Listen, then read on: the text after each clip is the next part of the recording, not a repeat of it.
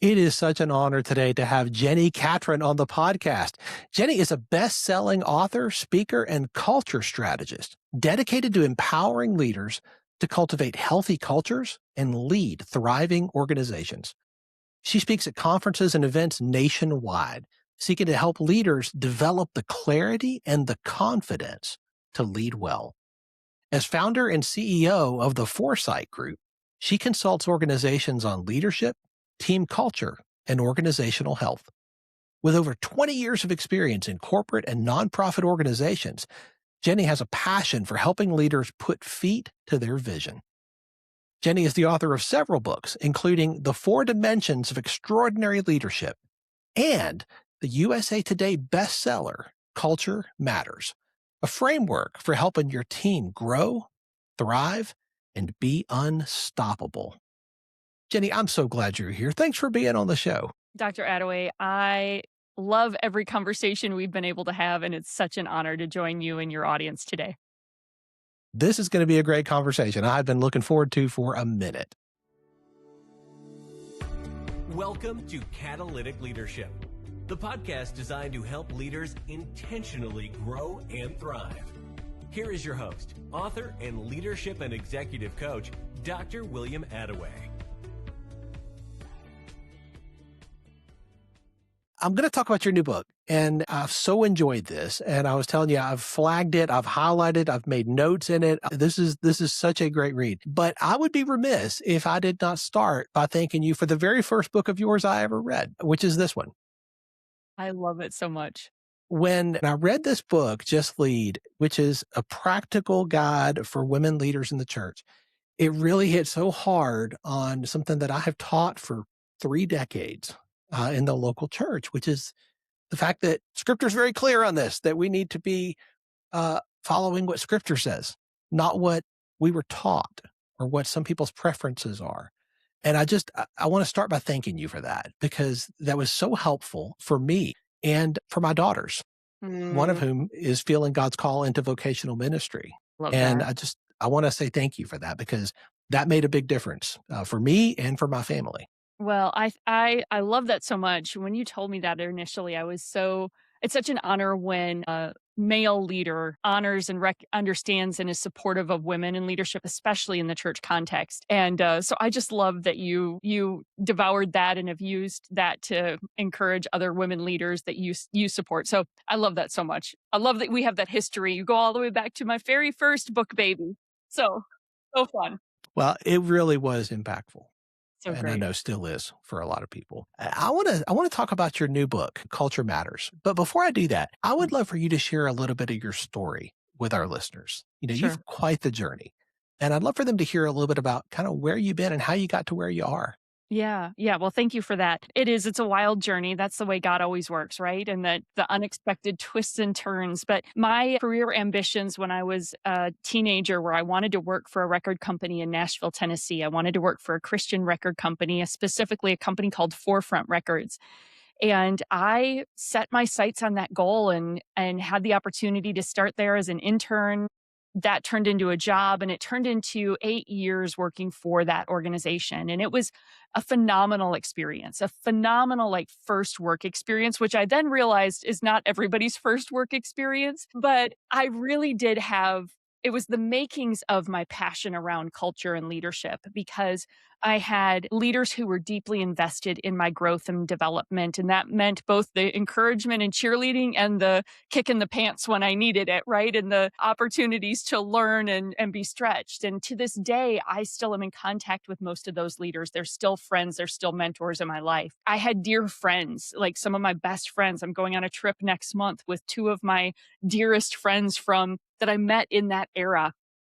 And it was just challenging work, but I felt valued. I felt like I was contributing in a meaningful way. And so that was like the foundation for me of leadership and culture. I just had such a great incubator. And then we went through a corporate merger, and I went through all the bumpy parts of what happens to cultures when 2 different cultures collide and when companies are merged together. And I remember thinking, gosh, this is a big deal, because I went from being this highly engaged employee to somebody who was kind of doing the bare minimum, quiet quitting Mm. before we even had the term for that.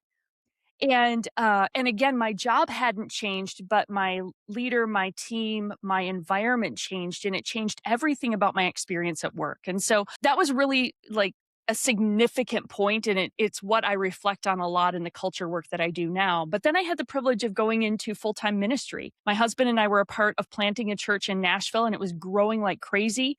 And I got the tap on the shoulder from one of our elders who said, "Hey, I think you should come here and lead the staff, the strategy, the operations of the church." And at first I was like, this is the craziest thing I've ever heard. I'm a business major. I want to be a CEO of a record company. I don't know why you think I should be in ministry.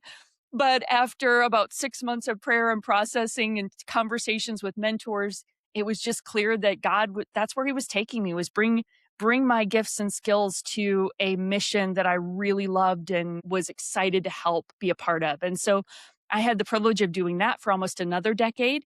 And then in the meantime, I started writing books and was speaking and writing and discovering a love for that, because my passion had become, yes, I loved the work, but I really loved the leadership part of it. I loved that we get the privilege of changing and influencing the lives of the people that we lead. And there's such a sacredness to that work. And we all know what it feels like when we're led well, and we know what it feels like when we're not led well, and we know what it feels like when we're in a great team, and we know what it feels like when we're not in a great team. And so that's the thread that became clear through my journey, was that's actually what I loved. I could do that in corporate, I could do that in ministry, but being able to actually coach and develop leaders and help them build great teams was just becoming the real passion. So almost 10 years ago, it'll be 10 years ago this fall, I launched the Foresight Group, which was we're a company dedicated to cultivating healthy leaders and thriving teams. And so that's what's gotten me here today. Wow. And through Foresight, you have served clients all over the place, We have. like all over the country and even beyond. Yeah, a little bit beyond. We get to serve in just some amazing organizations, some phenomenal leaders in both ministry, nonprofit, corporate, small businesses, and it really is the leader who is hungry to say, I want to do this well. I want to make a mark and make an impact, and I recognize that that people are the point. That the work that I get to do, the mission can be amazing. We can have a phenomenal strategy, but if we're not stewarding well the people that are in this with us, it's like quicksand, right? And again, we've all been there in those moments where it's like we can have an amazing vision, but if we don't have a team of people aligned and on mission with us in that, we just find ourselves stuck. And so, yes, we have worked across the country, a little bit in Canada, a little bit in Europe, but we just love serving leaders. That's the best part. As I was reading Culture Matters, so much of this, it felt like you were sharing from that well of experience. Yeah. Yeah. From seeing, from hearing, from sitting in those meetings, from sitting across from leaders and teams, and them just being confused and bumfuzzled about exactly what's happening here. Right. Like, yeah. Why do we feel like this? Mm-hmm. And I love how you wrote about that, because I think a whole lot of our listeners might be in a similar spot. Absolutely. They've got the strategy. The strategy is so important. Got the strategy, got the tactical plan ready to roll, but it's not working. That's right. Something's off. Yeah. And, one of the things I highlighted, you wrote, strategy only succeeds when it's aligned with purpose and with culture. Mm-hmm. Talk about that for a minute, because I think culture is something a lot of people misunderstand. And I've heard more than a few leaders say, oh, yeah, we'll get to the culture thing, but right now we're focused on revenue. Yeah. Yeah, exactly right. Gosh, I love that. First of all, I love that you caught it's from being in the trenches. Like, I had another mentor of mine that said, Jenny, this was a book you could not write, right? Like, they were like, it's That's so good. in That's you good. that you had to get it out, Yeah. and that's true, because it is my lived experience, both in the trenches as a leader and coming alongside so many leaders over the last couple of decades and seeing how we get so stuck around this. Because, William, I've yet to meet a leader who doesn't want to lead their team well. Right. I've not met a leader who says, yeah, these people, we might joke about it occasionally, but by and large, it's like, we do want a team of people who are aligned and on mission with us. We don't want to be frustrating them or, causing them to be disengaged. But every one of us is asking the question, how do I do it?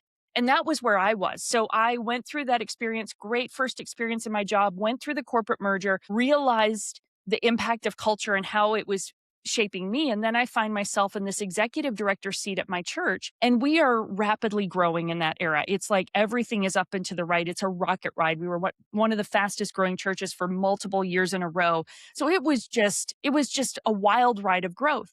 And for as much as I loved culture, as much as I knew it mattered, I got into that seat and I'm so excited because I'm like, I get to shape this. Like I'm leading it. I'm getting to shape it. And then it occurred to me that I don't actually know how to do it.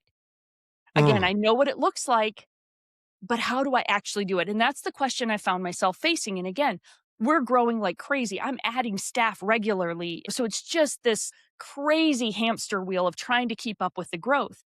And of course, then the question is, yes, this culture thing sounds great, but I've just got the impending realities right in front of me, right? And in ministry context, Sunday's coming every week. So there's just this churn of activity that is all consuming. But I knew it still mattered. Like it was like here in the back of my mind. And then when it really stood out to me, William, was when, again, we're feeling all of that growth. And that pressure of growth we had in the early days, just such a unified team. Like everybody was in it. We all loved the mission. We loved the work. We're so committed. But all of a sudden, we have 30 staff at 2 different locations and scattered in different office spaces all over the buildings because we're just busting at the seams. And the pain points started showing up in that where we used to like lean in and support each other, people were getting territorial. Where they used to, be unified and aligned, it was like they were doubling down on what their team needed or their location needed. Or, I was hearing this language and seeing this behavior that I was like, that's not the best of who we are. Like, that's not how we historically operated. And that's when it hit me that I was like, time out. The pressure of this growth is creating fractures in our culture. The pressure of this growth is putting pressure on one of the arguably the most important thing, which was the culture and our people who are helping us achieve it. So that's when I did the timeout and I just said, I can't leave this to chance. I can't keep operating like it's going to be okay and hoping, cross my fingers, hold my breath and hope everybody does okay, because it's not going the right direction and nothing drifts towards health, right? Like when we see something that's not going the right way, our job as a leader is to intervene and say, no, we've got to course correct. We've got to bring the clarity that helps everybody understand. My definition of culture is clarity of who we are and how we work together to achieve the mission. And so that was the pain point for me, if you will, is that I was in real time feeling it, believed it mattered, wasn't arguing with the importance of it, but the activity and the busyness of where we were in the season where we were in kept giving me an excuse to leave it alone until I started seeing the symptoms that made me say, no, if we continue on this course, it's not going to be healthy. And so that's when I paused. I started experimenting with what is now the framework that I outline in the book. But I started experimenting with things to say, I've got to do this in course with everything else we're doing. This has to be a priority because it's so critical to our success. In those days or with working with clients now, do you ever get pushback on this? You ever get pushback? People saying, it's soft. Yeah. We just don't have time for that. Yeah. All the time. Yeah. And now we will also find the culture champions in the organizations who are the ones that wake up thinking about this and they know it matters and they intuitively just believe it and they've probably experienced it and seen it. And so even if they're on the executive team and believe it, sometimes they have trouble making the case to other executive leaders of like, we need to be giving time and attention. And I get it because I lived in Silicon Valley for a short time. And we were surrounded by Apple, Google, Netflix, Meta, all the big tech companies, right? And it was like every day they were jockeying for some perk that they were adding for employees, right? And so it was like the constant war for talent. So culture kind of became synonymous with ping pong tables and free pizza lunches, right? And I was like, no. Those things can be good, but those things aren't culture building in and of themselves. And I think that's where sometimes culture gets a bad rap of people are like, oh, it's just the warm fuzzy, make everybody happy, placate employees. But in actuality, culture is the clarity of this is who we are, this is how we work together, this is the expectation of what we look like at our best and how we want everybody to show up. And so that means we're going to have hard conversations. That means we're going to do things with excellence. That means, whatever those values, beliefs, and behaviors are that's so core to your organization, that you're leaning into those things. So what I've been doing some work on more recently, probably one of my greatest struggles, if I'm honest, William, was that I believe it matters so much that I assume everybody else does. And I had to start making the case that there's actually a direct impact to all the other metrics that we care about. Like if Yes. you go and you do and I know you know this, I'm preaching to the choir because you live in this world with me, right? But but I had to go research and I had to be able to make the case that when your culture is healthy, productivity goes up. When your culture is healthy, profitability goes up. When your culture is healthy, retention goes up. When your culture Yes. is healthy, turnover goes down.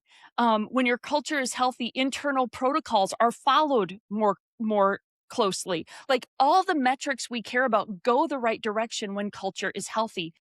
Gallup's most recent State of the Workplace report, I believe that they said when in best practice organizations, meaning organizations that put emphasis on culture, their managers are 70%, 74% engaged. That's 4 times the engagement of managers that aren't in culture-focused organizations. Like, Incredible. imagine if 74% of your managers were all in and highly committed and very engaged, because then the cascading effect is they're impacting every employee that's underneath them. Like, the metrics are just exponentially impacted by culture, but it's the thing we typically put further down the list. And so my mission in life is to help leaders understand this actually is the thing that impacts every other metric you're waking up at night worried about. Mm, mm. That's so good. I mean, That is so like good. clearly I don't I clearly I care a bit about it, right? But you care about it because you've seen it, That's and right. you've seen it from both sides. Yeah. You've seen what it looks like when it's not going right and what the impact of that is, and how that impacts not just the people at the top, but everybody in the organization because Everybody. they all feel it. Even if they can't name it, they Yeah. feel it, Yeah. That's and it exactly right. touches every metric. I love the way you phrase that. That's Yeah. exactly right. Yeah. That's so good. One of the things that I flagged that I wanted to ask you about, you have a concept in the book that I had not seen before. Mm. And I love the idea of this. You call it building a culture team Oh, yeah. inside of an organization. And I hadn't seen this before. I would love for you to talk about that and Yeah. and kind of maybe where you've seen that work really well. Yeah. Again, I hadn't seen it I love before that. phrased Yeah. like you did. And I was like, Yeah. so good. Yeah. So the philosophy on this, so in the book, I outline a 5-phase framework to help leaders build a true culture operating system. That I don't want you to do the episodic staff fun day or we wrote the values and, rolled them out to the team and then we never talked about them again, or even put them on the wall and all the team members kind of roll their eyes when they walk by them because they're like, we do not behave that way. And that's what we do a lot. And I'm not criticizing anybody because I've been there myself, right? At least you're trying something. But my conviction is that you actually need a system that supports your culture, that your team members they can't not bump into the culture you've defined. You've gotten so clear about this is who we are. This is how we work together. This is what it takes to succeed here, to be, to help us Yes. reflect who we are at our best. But the challenge to that process is that if it's just like leadership led, it becomes very challenging for it to be embraced by the entire organization. And we know this, right? We've experienced this. Sometimes when we cast vision as leaders, people come along, but it takes time for the buy in. The other challenge in this is that, especially when the first part of our framework is to assess your culture, like what's true right now, right? Good, bad, and ugly. What's true in our culture right now, which, by the way, is a very vulnerable question for leaders to ask, but a really important one because culture in your organization is probably not as good as you think. Like whatever you're experiencing as a senior leader, is probably not the experience throughout the organization. And so you have to start from that premise of it might not be as good as I think it is, but I need to know what's true. I need to know what's true. So this is where the culture team comes into play. In that my coaching, and this is how when we work with teams and walk them through our framework, we start them by building a culture team because we want you to build a team of leaders from throughout your organization. And even leaders might not be the appropriate word there, a team of staff from throughout your organization who will be part of this project and part of that defining who we are and how we work together. So what I love about this, and this gets really fun, is that I work with teams to say, let's find 8 to 12 team members from different departments so that different departments are represented. I want them to have different roles in the organization. I want the facilities coordinator to one of our exec team members. I want somebody who's been here 30 days and I want somebody who's been here 30 years. And so I want these different perspectives. I want brand new for their first job out of college employee, and I want a boomer who is near retirement, right? Like I want all of these preferences and reflections, like people who bring different perspectives to the table. Because then what's happening is that team works together and they start defining this is who we are. This is how we work together. And they begin to roll out your culture plan. The rest of your staff look at that team and they go, oh, there's somebody on there I trust. There's somebody on that team who sees things similar to how I see it. There's somebody on that team who understands my role in the organization. It's not just the senior leaders who haven't been in my seat for some time. There's somebody on that team that is there advocating for my perspective or my interests. And selecting that team is really important because you do want people who already demonstrate some alignment to what you hope to be true about your culture. You don't want the ones that are going to be throwing grenades, but you do want people who can be honest and speak up and speak into what we want to be true about our culture. And William, this becomes so fun. I'll give you an example of one organization that I was working with. And I mentioned having a facilities person on the team. And so, he's not used to sitting in brainstorming discussions and things like that because he's usually out mowing the lawn or fixing the toilets. But your facilities team sees everything. They interact with every department in your organization. They know the good and the bad and the ugly of your culture. And he was so valuable in his perspective. Like he'd been this person kind of behind the scenes, silently watching what was going on in the organization. And then all of a sudden he's given a voice to help bring perspective and insight. And it took a little bit for him to be comfortable in that room and for him to speak up.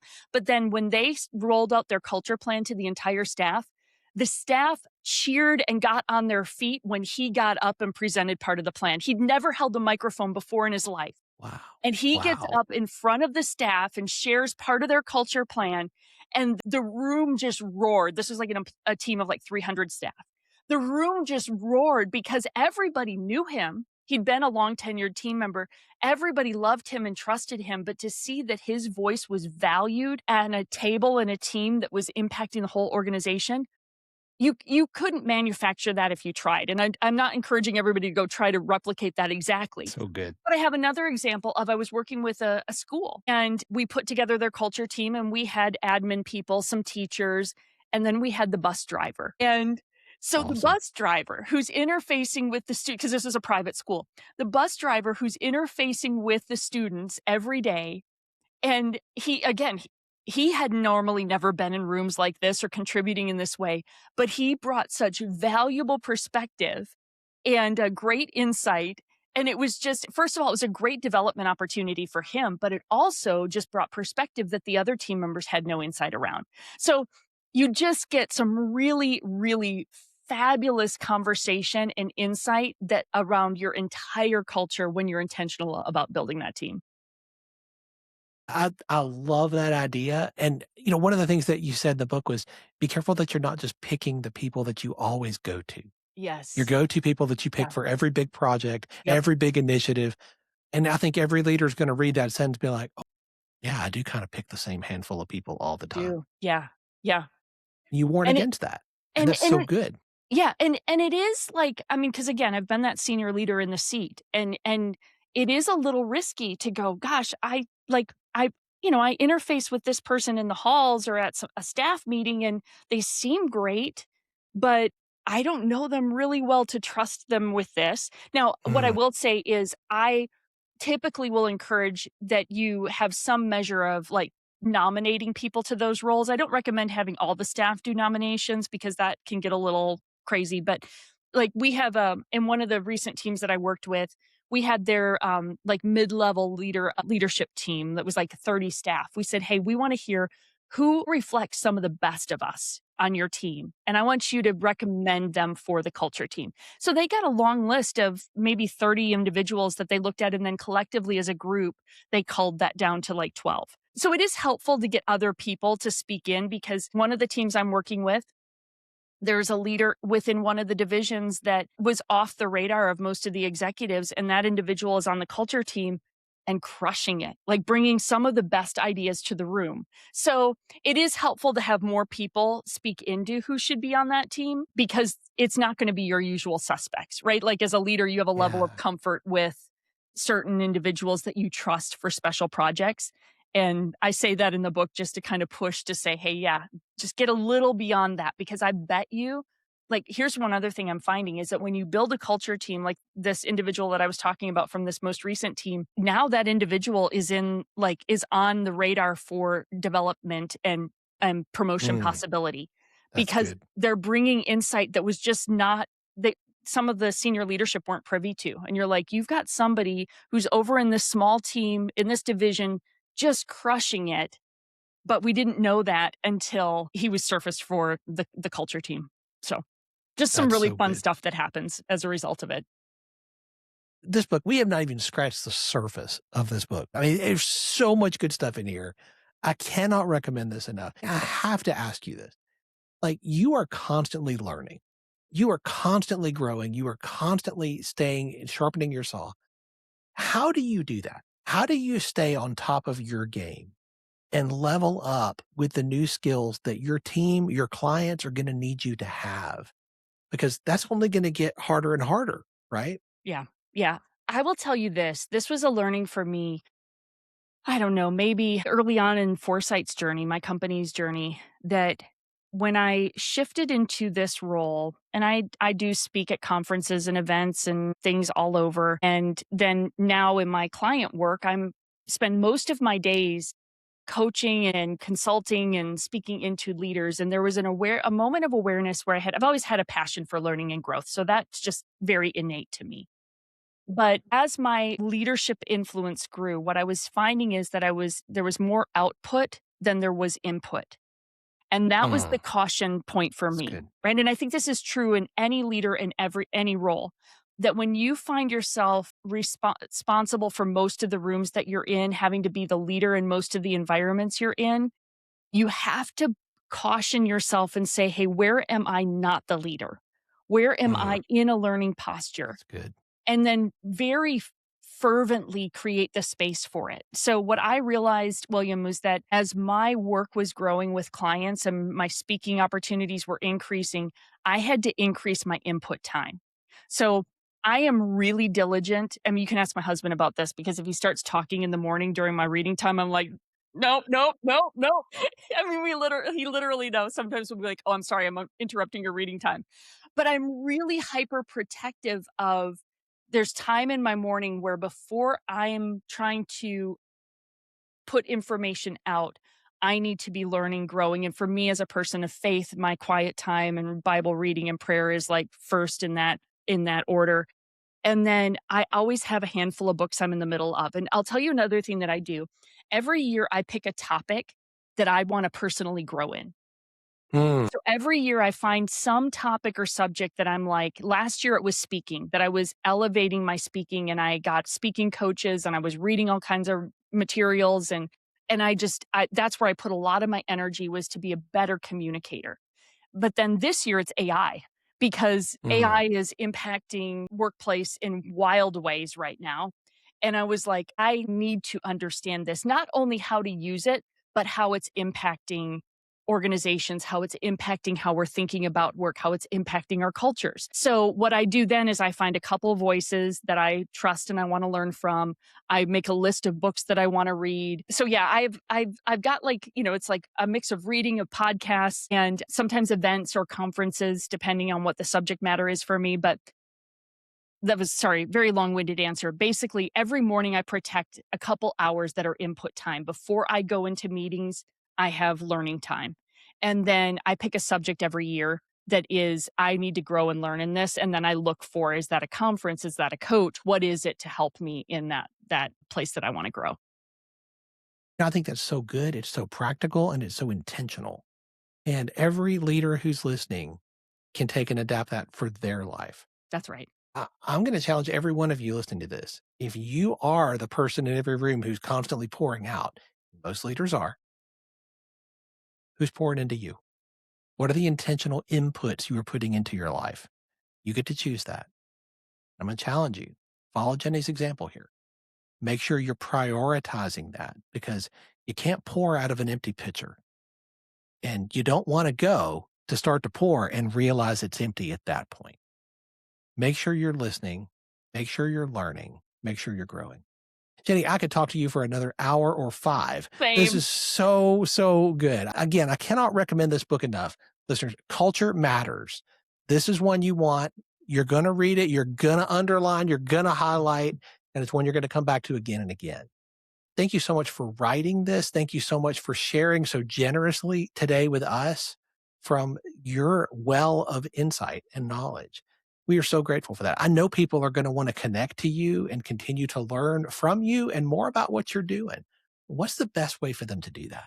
Well, Dr. Attaway, thank you so much for the opportunity. And to everybody listening, just thanks for wanting to learn, to grow, to lead well. You're learning from the best. Dr. Attaway is just such a gift. And I'm so grateful for his voice and influence. So such an honor to be here and to be able to share. The best way to connect is my website is getforesight.com, GET, the number 4, SIGHT. And there's a free culture blind spots assessment that's right at the top of the page. So if you're like, I don't even know where to start with culture, that free little assessment is going to give you great insight into where you might have a blind spot around some of the things that are impacting your culture. Great place to start. And then I'm at Jenni Catron on all social media. So great place to connect. And I'd love to shoot me a DM and I'm always happy to connect. So thank you again, Dr. Attaway. Such an honor to be a part of this conversation today. Well, it's truly an honor to have you. We'll have all those links in the show notes as well as a link to your podcast, which is a phenomenal listen. Highly recommend that one as well. And I got the honor to be on yours. Yes. That your episode's coming out soon. Can't wait. It's going to be great.